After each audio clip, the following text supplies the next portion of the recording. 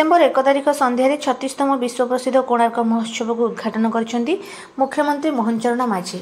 विश्व प्रसिद्ध कोणार्क मंदिर पृष्ठभूमि यह उत्सव देश विदेश कलाप्रेमी मानक आकर्षण अन्यतम केन्द्र।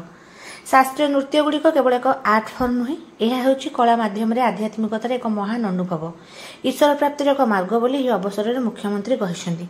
कोणार्क उत्सव अवसर में चंद्रभागा 15तम आंतर्जातिक बालुका कला महोत्सव को उद्घाटन कर मुख्यमंत्री कहते आज उत्सव में आम देशर विभिन्न राज्य एवं विदेशर 143 जन बालुका शिल्पी जोग देइछन्ति।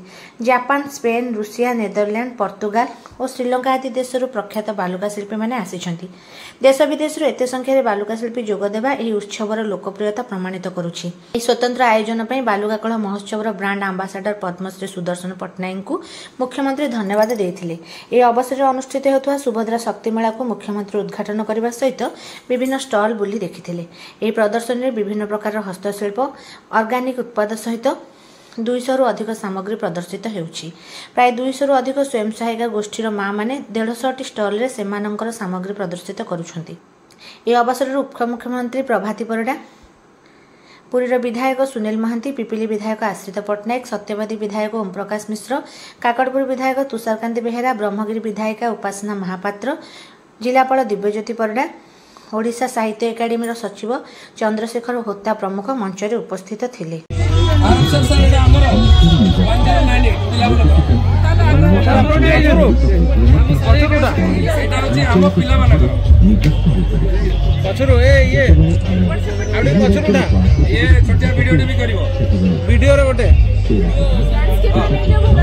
रंगीन खेलना कागज मंड हस्तशिल्प पछर उठाउन हस्तशिल्प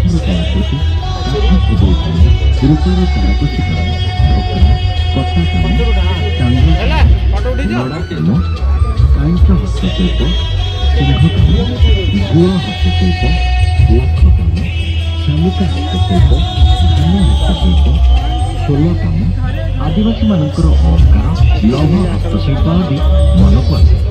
हस्तकला को अनन्य कर मूल पदार्थ।